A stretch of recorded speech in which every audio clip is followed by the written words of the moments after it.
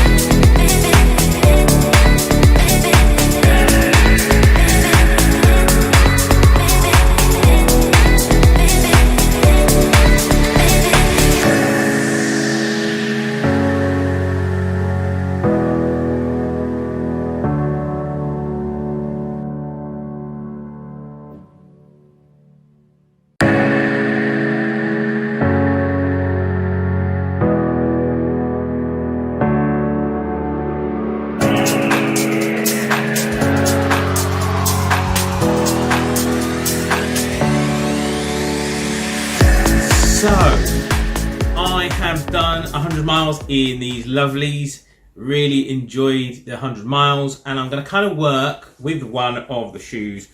I'm going to work from back to front, top to down. So, looking at the heel cup here, lovely sculptured heel cup, keeps you nice and secure. You don't get any chafing from this. So, very much following that Nike philosophy of having the heel outside pointing out, so you don't get any rubbing. That's really nice, and it kept me nice and locked in and secure, so no issues with that. The upper itself, cut to my feet, it's very sock-like material, so it's a very sock-like material, and this does hug your feet, so it's a nice secure ride. The laces kept my foot nice and locked in, and I quite like a tight fit on a shoe, so no problem with the upper. Actually, a lot of room. There's a lot of room in the toe box. So if you've got a kind of wide foot, my foot's quite narrow and then spreads out. That's really nice in there. So really enjoy this upper. Very, very nice.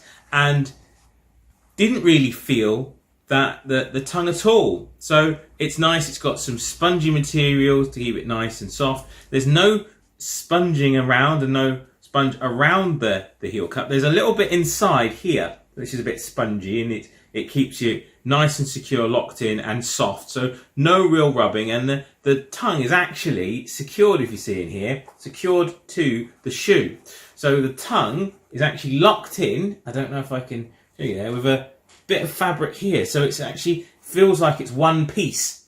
So it keeps you all generally locked in. And I like shoes like that. Anyone who watches the channel for a long time realizes that I do like wearing the Epic Reacts, and they are basically a sock, and this is very similar to that, basically a sock. If you look at the foam, this is fresh foam. I absolutely love the foam. The foam is really nice. It's soft.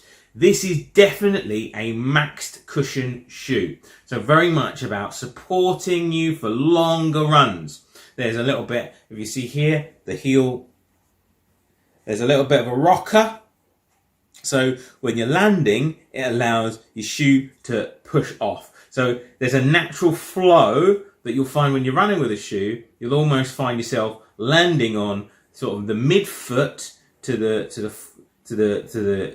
ball of your feet and rocking forward. So if you're a heel striker, you'll find that natural roll that happens, and if you land more in the mid, you'll find that even more pronounced. So there's a natural roll to this. So it's a good shoe to run in.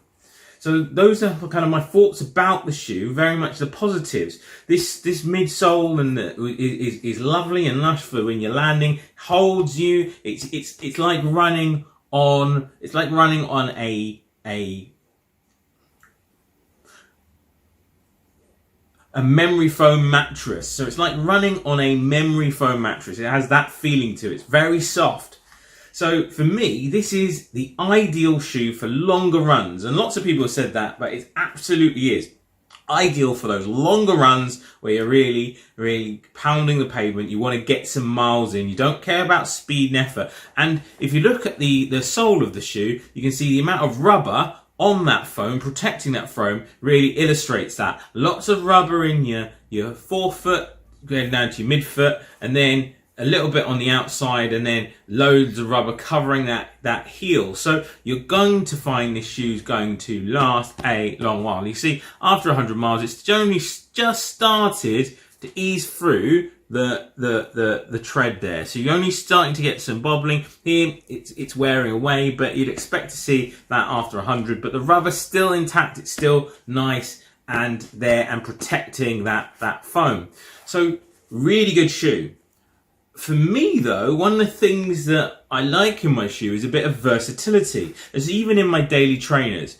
And that's one thing this isn't. It isn't versatile. So what I mean by that is, when you start to want to pick up some speed, so you want to start moving faster, this shoe will feel like it's holding you back a little bit. It's not a responsive shoe, but nor is it marketed as a responsive shoe. So for me, this is definitely daily trainer, long runs. So longer, slow runs. And for me, I've got a bit of weight, so it's nice and it holds me, and it's nice to just go out and you can just get your miles in if you're going out for those easy and those non-tempo runs. But if you're thinking about you want a shoe that's going to give you a little bit of oomph when you're running a tempo run, this isn't it. You're more likely to want to head towards something like a Beacon. So the Beacon 3s have just come out, and they're a fantastic shoe for that level. But for what it's designed to do, which is help you with those longer runs, look after your feet, keep you nice and secure, and help you not feel the run in the morning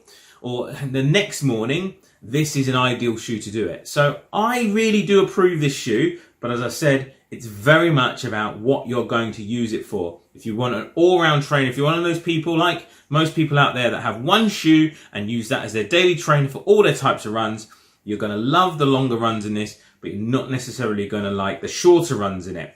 But if you're someone who has a shoe for an occasion, so you might have your daily training shoe for your longer runs, but also a shoe that you use for tempos and maybe races, this kind of ideally fits in that sweet spot as a max cushion shoe. This is DR saying thank you for watching this 100-mile review. Picking a like, share and subscribe, all those lovely things. Put your comments in the doobly-doo. This is DR saying peace out, have a safe journey wherever you're heading. Bye!